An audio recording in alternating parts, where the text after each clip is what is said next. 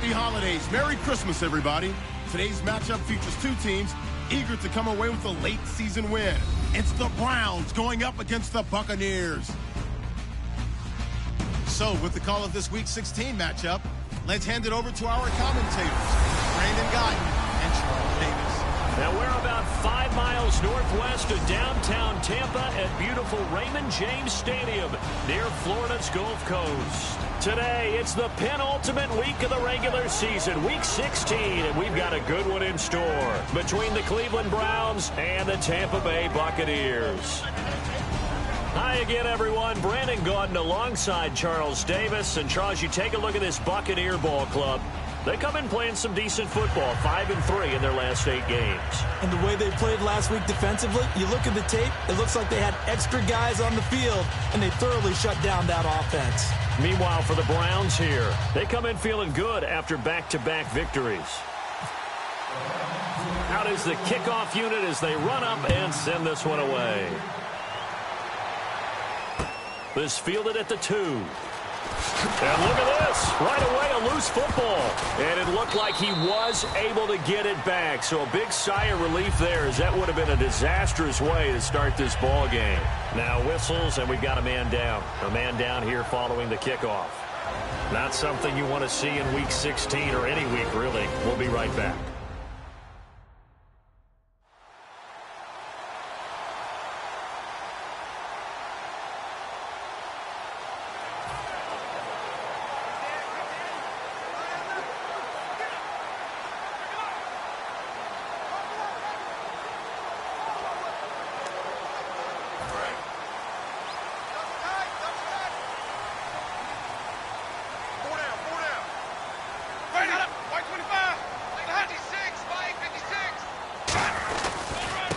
And they'll run it here. No gain on the play. It'll be second down. So a look here at the key inactives, and we got this list before the game down on the field. And they tell us the same thing every time, don't they? Next man up. No excuses. Be ready to play. That's the mantra of every organization. The key is having guys on the roster who are capable of filling in and playing at a high level. That's when you know you've drafted well, scouted free agents well, and stocked your team just the way you're supposed to.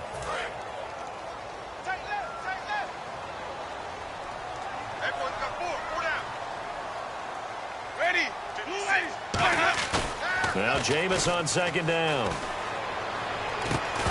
And incomplete there. A nice hit. Jars the ball free and brings up third down. And now following the incomplete pass, we'll get a timeout here for an injured player. Not something you want to see in Week 16 or any week, really. We'll be right back.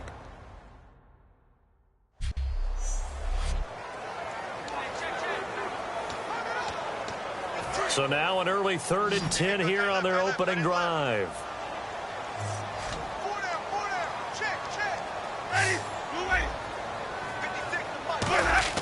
Play action now. Winston. And that is incomplete. Well, no second guessing the call here. It was 3rd and long, so throwing the football was probably the smart play to try and pick it up. But they don't get it, and now the defense goes off the field feeling pretty good about themselves, gaining some momentum as they force them into a likely punting situation.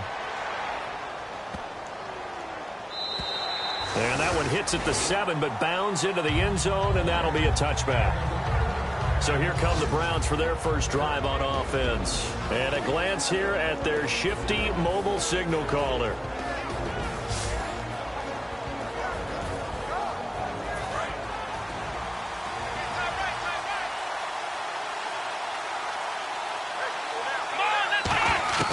They'll come out throwing here on first down. Quick hitter here, it's complete.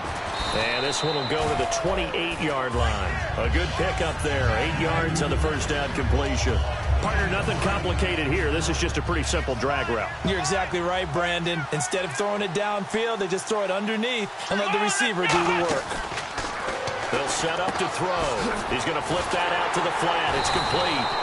No gain on that one, and it's going to bring up a third down. And if this offense is going to flow today, certainly the running back will be a key piece. Without a doubt, because they asked their runner to not just do that, but to block, to catch, to help set a tone for their offense. They'll go to the air here on 3rd and 2. And he will find his man on the end route. Complete. And a gain there of 11 yards. When you're playing a quarterback with some experience and some moxie, you enter the danger zone when you decide to blitz him, because if he's able to diagnose as he did on that play, he can hurt you downfield. He reads defenses so well, doesn't he? And he fires one that's intercepted. A great read, and it's picked off. And to the 43. So down inside the 45 to the 43-yard line. That's where they'll take over. And Tampa Bay trots out there now. And they'll certainly be trying to do better than that first drive where they went 3-and-out. And sometimes the first drive is just simply to settle nerves. You know what it's like at the start of a game with the emotion, guys a little bit jumpy. But you do. Oh, you understand the same way. Just like us calling one, right? Making sure we ease into the game, let it come to us. Well, you went 3-and-out. And now they have that opportunity. No, you didn't go 3-and-out. I went 3-and-out on that first drive. I'll try to do better here.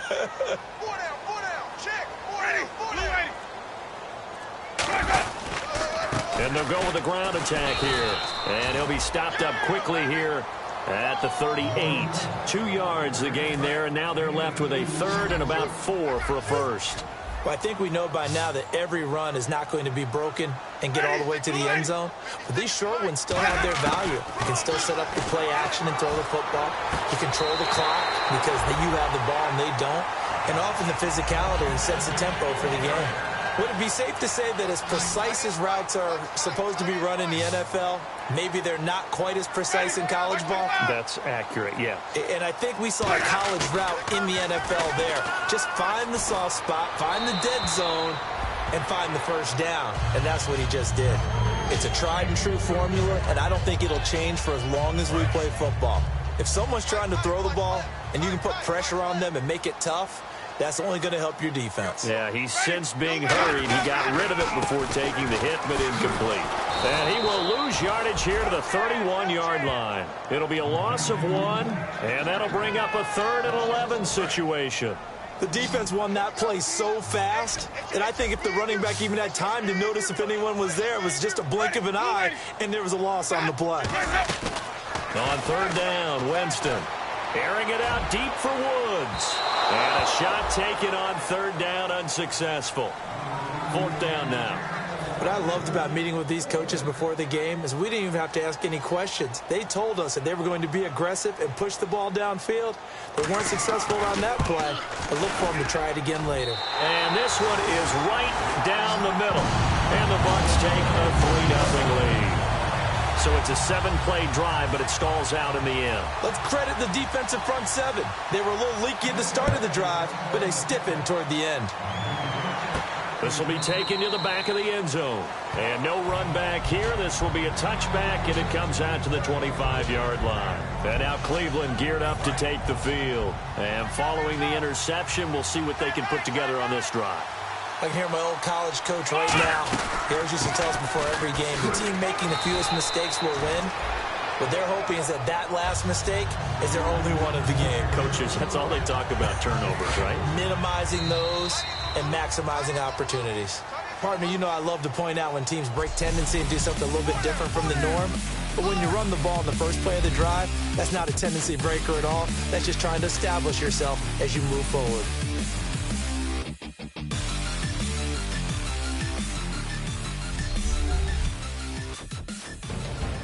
Back with Charles Davis. I'm Brandon Gaudin. The Browns with a football to begin quarter number 2. They face a 2nd and 7 to start things out. Here we go. From the shotgun, he'll look to throw. He's going to flip one out here to his running back. And he'll be brought down right around the 37. They get 9 out of that one, and as a result, the drive continues. Everyone's got to be able to catch the football. Doesn't matter what position you play, but if you're on offense, be aware a ball may come your way. Throwing for his running back, and he's got him complete.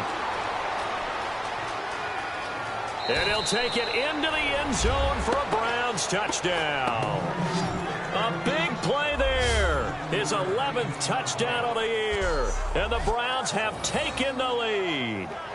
Well, he's used to running it that distance. Here he had to catch it, too, before making the run. Heck of a play for the score. There's not many things better for an offense than a back who's a complete guy, who can run it and catch it. And we just saw him complete a big-time play for a touchdown. Out comes the kicking team here for the extra point.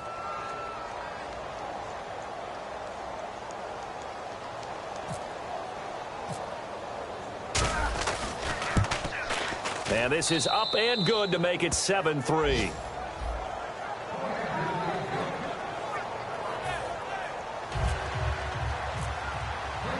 The Browns kicking team out there now as they'll send this one away. And they will not get a chance to return this one as it's through the end zone for a touchback. And Tampa Bay trots out there now. And last time able to get 3. It's not what they wanted. They wanted 6, but they got at least something. They mustered something out of the drive. They'll take it. I like the way you've described it. Not ideal, but they'll take it. Anything to put some points on the board. But this time on offense, they don't even want to see the field goal kicker trot on the field. They want that ball in the end zone. Yeah, they'll be going for 6. He rifles one that's intercepted. A great read, and it's picked off. And his guys will set up shop at midfield at the 50-yard line. And now the Browns offense trots back onto the field. And they were able to punch it in the end zone last time. They'll be looking to do that again here for the defense. Obviously, they'll be looking to stop them from punching it back in the end zone. It always is punch-counter-punch, isn't it? And which team has the advantage? Well, let's just go back. Last time on offense, they rolled downfield, get to a good rhythm. You can see a little more bounce in and out of the huddle. You can see the sideline really get into the game. So defensively, you're thinking to yourself, how do we take that away from them? How do we get the advantage back? Let's see what they come up with. I think pressure is always the first way to go. You love pressure. I love it. We'll see if they die. And now off to the races down the right side. And all the way in. Touchdown, Cleveland.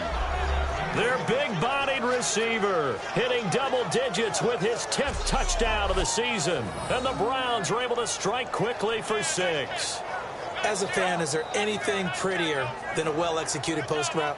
No, it's a thing of beauty, especially when it's done like that for a touchdown. The throw, the catch, and how about the run after to get it to the end zone?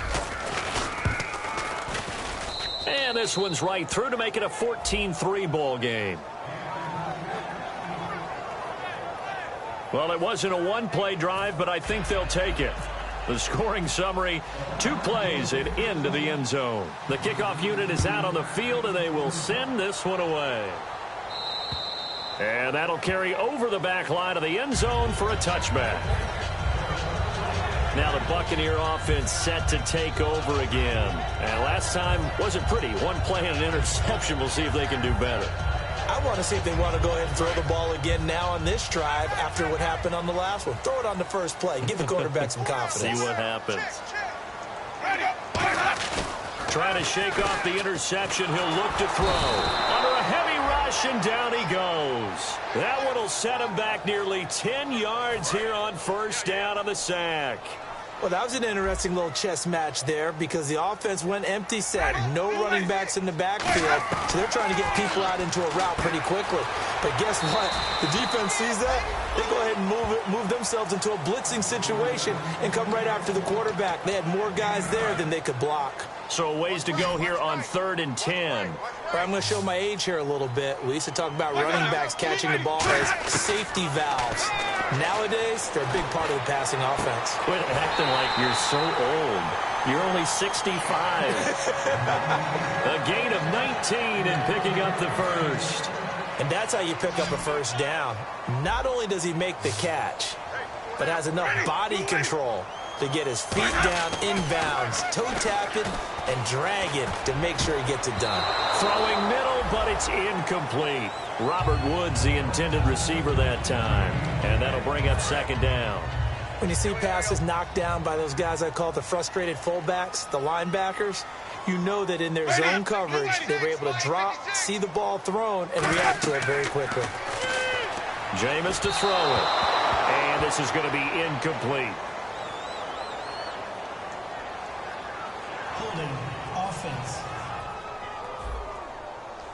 So oftentimes you see defensive holding. Here it's offensive holding for the flag.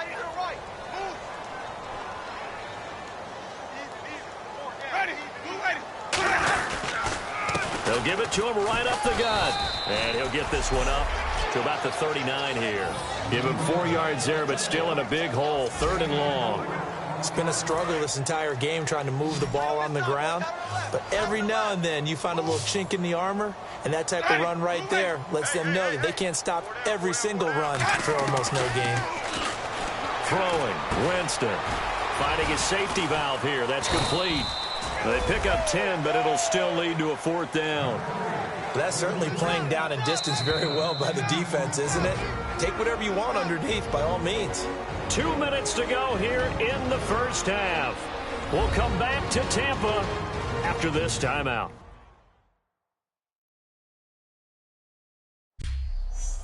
A reminder, coming up at halftime, Larry Ridley will join us from Orlando with our halftime report, but business to take care of before that.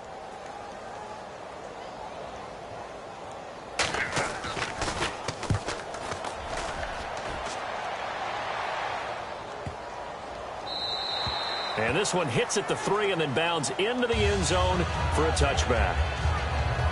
Now here's the signal caller getting ready to lead this offense again. And he's looked pretty good. Does have the 1 interception, but 2 touchdown passes so far. Your analysis. They'll take the offset. When you talk about throwing 2 touchdown passes, no one wants to see an interception thrown, but those things happen in the course of a ball game and over the course of a season. But throwing 2 touchdown passes, that's why the team has an advantage. That's what they're looking for more of. He'll be hoping to make it a 3-to-1 ratio here in the second quarter. My ex-teammate used to tell me all the time, I hate experienced quarterbacks because no matter what, you really can't hide what you're doing. And I think that right there, he knew right away where the blitz was coming from, where his primary guy was going to be, and he ended up going to a secondary target for a nice game. I was just going to ask you, that wasn't the primary target. He's so good at that, isn't he? I think he knew right away that he wasn't going to get to his primary guy. I think he read that as soon as he got to the line of scrimmage, knew where the pressure was going to come from, and said, I know how to beat that, and that's what he did. Charles, on the slant, you always need good ball placement. They got it there. Brandon, the quarterback, put it in the exact perfect spot, right to the upfield shoulder of the receiver, and he used his body to keep the defender away. And he will find his big tight end over the middle.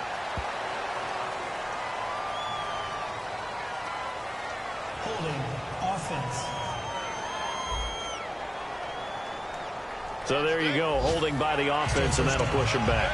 Changes everything now as you're trying to figure out what your playbook has for you.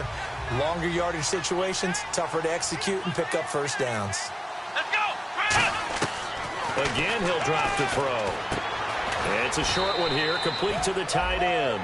A gain of 4 on the play, and it'll be a 2nd and long. I'm wondering if the same thing went through your mind as mine. When I see a big man like that make a catch, all I keep thinking to myself is, big man with football. Look out, everyone. He may not juke you a whole lot, right? He may not run past you because of his size. You're talking about a guy weighing in the 270 range. But, boy, once he gets his mitts on the ball, he's going to be tough to bring down. Looking to speed things up here, going with some tempo.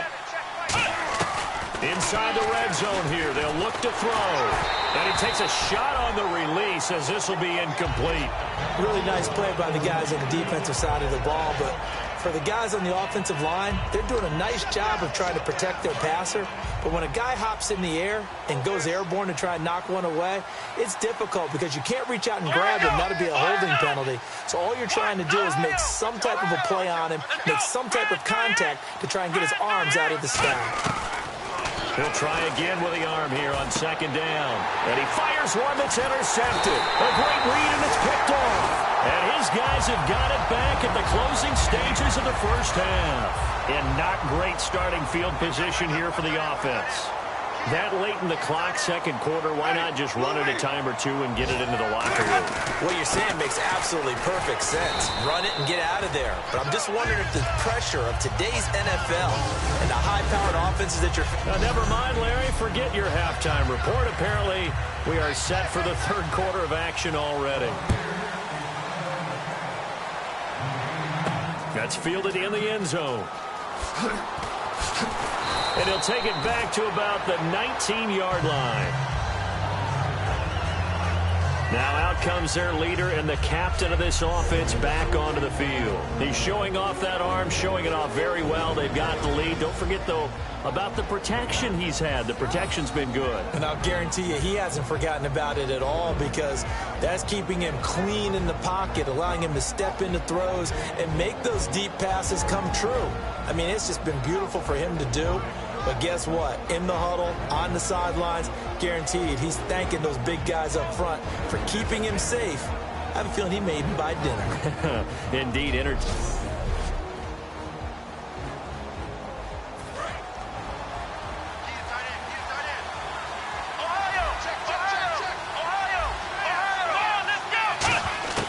They'll try and start this drive in the air. Throws a quick hitter on the slant. That's complete. A gain of 6 there on first. And, boy, they had high praise for this rookie receiver when we asked the coaches about him, didn't they? They certainly did, and obviously they liked his measurables. Otherwise, they wouldn't have brought him onto the team. Height, weight, speed, all of that. But how about what they really said? Competitiveness. That's what they really liked about him. The way he goes after the football, competes for it, and decides when it's in the air, it's his and only his. And just a small glimpse there as to why they like this rookie so much. And that's why they lit up a little bit in our meetings with the coaching staff, didn't they? Yeah, when we talked about him, they did. Yeah, you know, they like his work ethic. You know, this guy's running every route well in the route tree and getting better at it all the time. Really honing. And he's going to be intercepted a third time. Picked off by Levante David. And they have possession, and they have it at the 38-yard line. Now we take a glance at the offense as they work their way back out for their first possession of the second half. They'll give it to him right up the gut. And he'll be brought down, losing yardage back at the 40. That's going to go as a loss of a yard, and it'll be second down. All right, Brandon, you know me as well as anyone. You know I don't usually advocate abandoning things during a game, but here we are in the second half. I think it's time to change things up. Let the running game go a little bit. Let's get to the passing game, and if you still want to get in the hands of the runner, maybe you swing it to him, throw it to him a little bit, try it that way. And yet again, this run game just continues to be completely shut off. Completely stymied. I mean, they're trying to get some consistency, trying to find places to roam. They just haven't been there throughout this game. And they're going to bring him down, back across midfield at the 45. He couldn't get away there on third down. The pressure too much, and he's sacked for a loss of 12. And we say it all the time, have to be able to get rid of the ball sooner than that. You have to help your offensive line out. They're going to protect you as best they can. And if you're getting 3 to 5 seconds to throw the ball, they're doing a really nice job. But when you hold it and give up a sack, you're really almost discrediting their work. And the Browns getting set to go. And following the interception, just any interception, are you a little bit more cautious when you start that next drive, or no, you just throw that out the window? I think you are. I don't think that there's any way you can run back out there and go, totally didn't affect me. Let's just go ahead and be loose with the football again. You're going to take care of it, but you have to be careful about being too cautious, because now you can't run any offense at all. Still want to attack. We'll see how they attack them here. It'll be a pickup of just 2, and it'll be second down.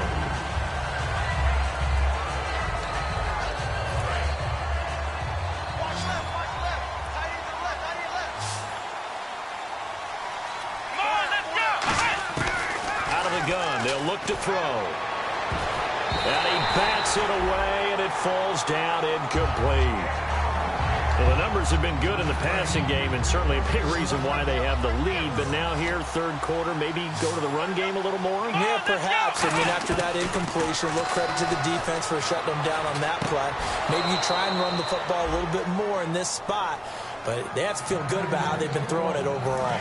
Well, partner, when you ask anyone other than your QB to throw the ball, you must have a lot of confidence, or you think you're really going to fake them out, and it looks like they did exactly that. Yeah, going deep in the playbook, and a great grab on the other end.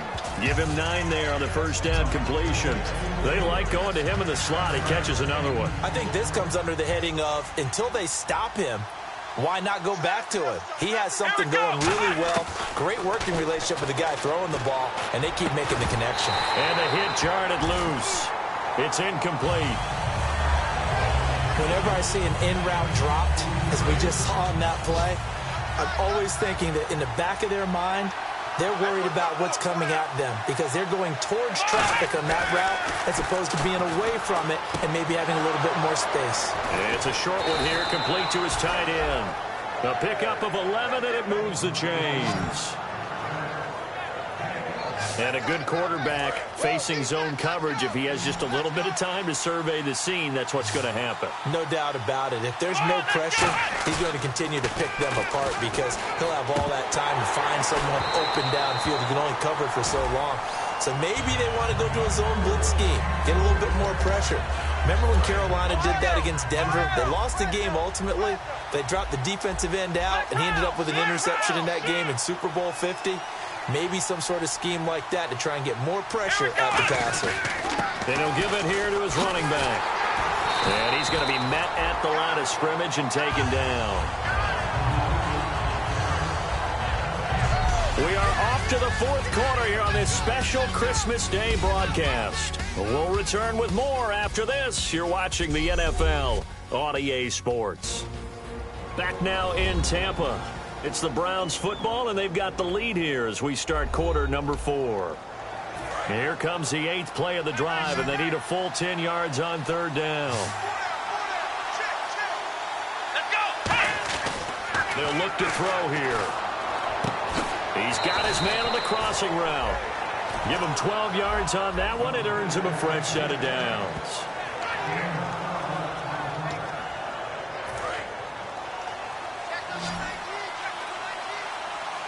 They'll come out in the pistol. Back to throw now on first down. Throwing the slant pattern here, complete. And eventually brought down, but it's near the 5 at the 6. He's played a great game. It continues right there, even with this lead. Confident to throw the pass and have the reception made. There's no doubt who the leader of their team is there? There's no doubt who they want to ride all the way to the finish. Because strategy would tell you, run the football, run the clock down. Instead, they're letting him throw it because they feel that confident in what he's getting done. So the chains are on their sides. It's first, and he'll barrel his way into the end zone for a Browns touchdown. A great effort there. His second touchdown of the game, giving him 12 on the season. And the Browns add on to their lead. And Charles, the second time today that he has hit pay dirt. And once you score the first one, there is that natural tendency, and there's also that eagerness to get back there again. Oh, he smells it. This guy smelled the end zone, and twice he's gotten there. A pretty long drive that time. 11 plays all told. And it's capped off by the Browns touchdown. The kickoff team on the field now as they will send this one away. And this will be a touchback as that sails over the end line. And now the Browns get ready as they head back out there. They were able to force the 3-and-out last time, led to the punt, and then led to a touchdown for their crew. So they'll be looking for a little bit more of that, Charles. Well, I think that they created the spark with the 3-and-out. Gave a little momentum to their offense. They say, all right, appreciate it, guys. And they took the ball downfield and stuck it in the end zone. And that defense wasn't out there long. They'll be trying to keep it short here. Now Winston. And that's caught left side. It's Woods. And they get him down, but not before he takes it across the 40-yard line. And the hitch route is run really well. That jab step off the line of scrimmage by the receiver, which is designed to back up the defender and give him a little bit of space. All you want there, get that space, catch the football, and then make a move and pick up extra yardage. And that's exactly what he got done there. And he is going to lose yardage here. It's a loss of a yard there, and now second down. So now 11 yards to go for this offensive unit. It's second down.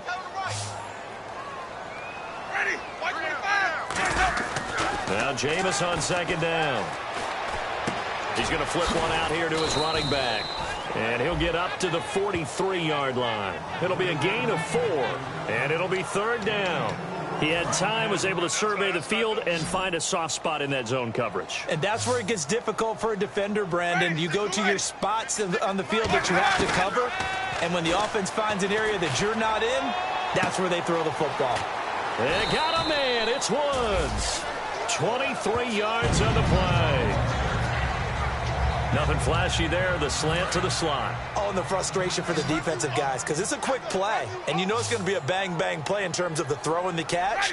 And then he's able to absorb the contact and complete it. Jameis to throw it.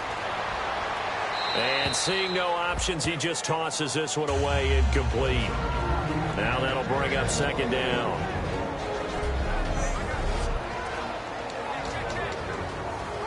So it's Buccaneer football as we welcome you back.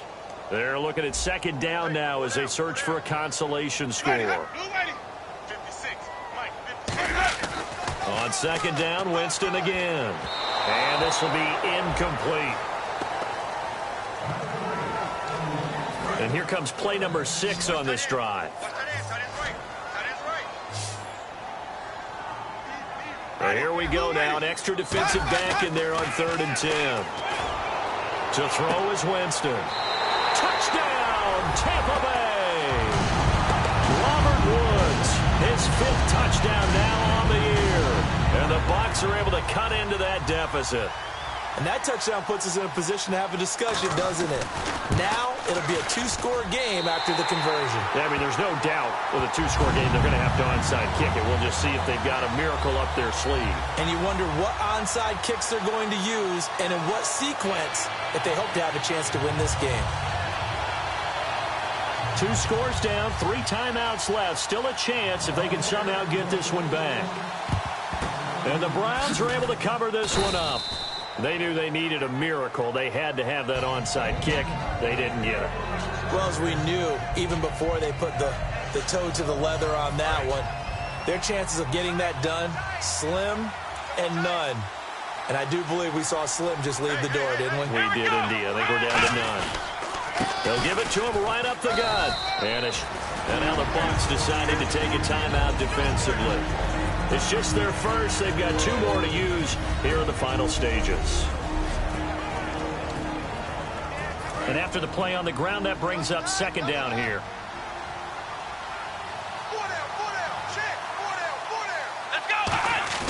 That one looks like he'll throw here. And incomplete there. A nice hit. Jars the ball free and brings up 3rd down. They'll need to get it to the 30 for a first. This is 3rd down. Now a handoff here to his running back. And he's able to get the first here as he's taken down at the 25.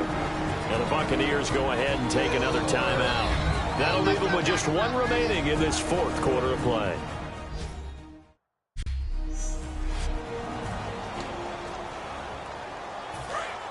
Looking to jam the receivers at the line here. Press coverage look defensively. Now a handoff looking right. And he's swallowed up right near the line of scrimmage. And play is stopped here. Timeout. It's the defense calling the timeout here.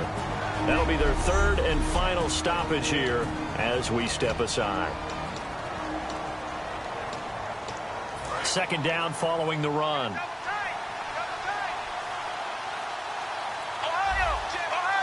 They come out here in the eye. They'll look to throw. And the hit jarred it loose. It's incomplete.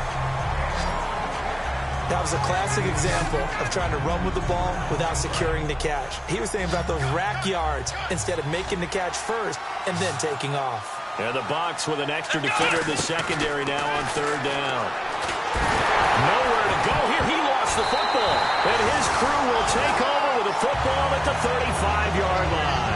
Well, that's one of those mistakes. That's a fumble that when they get to the sidelines, I know you're mad, Coach, but look, we've still got this locked down. But that's not necessarily true, is it? Well, their hopes are slim, but you just hate to give them any hope. You could have sealed it right there. Yeah, could have finished them off and taken away all hope, as we like to say. He couldn't get rid of it. He takes a sack for a loss of 6 to bring up second down.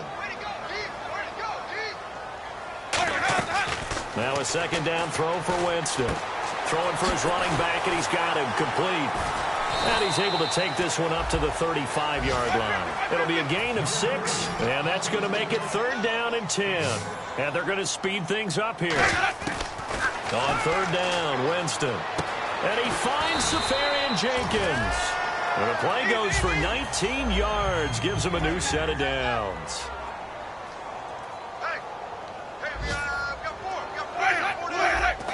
And now the spike with 36 seconds left to go.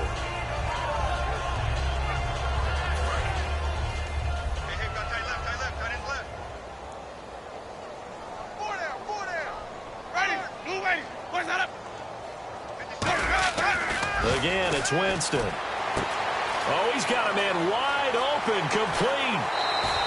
A big play that time for Tampa Bay. 42 yards. Coaches really don't care from what position they get this, but run after the catch ability, rack ability, is often the difference between winning and losing and changing field position. They'll throw again. Winston. And he just throws this one away. Smart decision here this close to the end zone, and it brings up second down. But not to get too overcritical there because he knows what he's doing, but his shoulders looked a little off kilter there when he threw that. I don't think you're being overly critical there. You're just analyzing it, and he gets those shoulders right. And this is caught now for a late touchdown. So hold everything here. This one's not over yet. Well, he wasn't the guy they were initially going for, but after going through the progressions, it worked. When you have plenty of people who can catch the football, you don't always have to go to your primary target, and sometimes that target is actually covered. Nice job coming off of that and getting it to someone who is open. And now the pressure gets there, and he goes down. So he couldn't get rid of the football, and that deficit stays right where it is. Tried to roll out, make a play outside of the pocket, but couldn't get it done. When you don't have a lot of space for your receivers to operate, and down there it's really condensed when you're snapping the ball from the 2-yard line, rolling out, you extend the play, but you don't necessarily open up better avenues for people. And on that play, there's just nowhere to go with the ball, and you end up getting sacked. And now the Browns coming out on the field. The clock cannot be stopped here. Defense can't do anything. So kneel it down, take it home. No doubt about it. It's what you practice for in winning situations each and every week. Victory formation. Take a knee and go on into the locker room and celebrate. Call it a victory.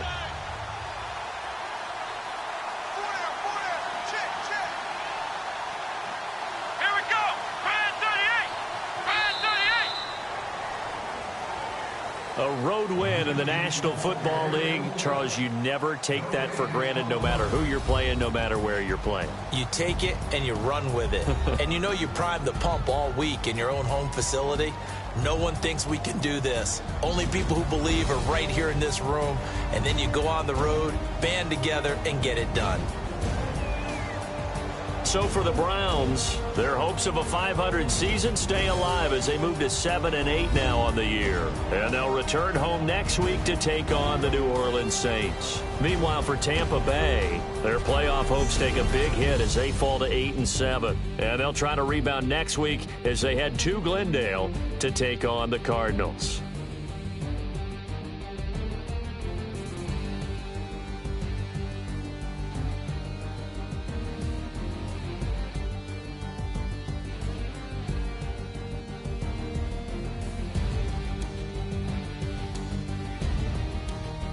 That'll do it for us. For Charles Davis and all our hardworking crew, I'm Brandon Gaudin. You've been watching the NFL on EA Sports. For more, find us on Twitter at EA Madden NFL.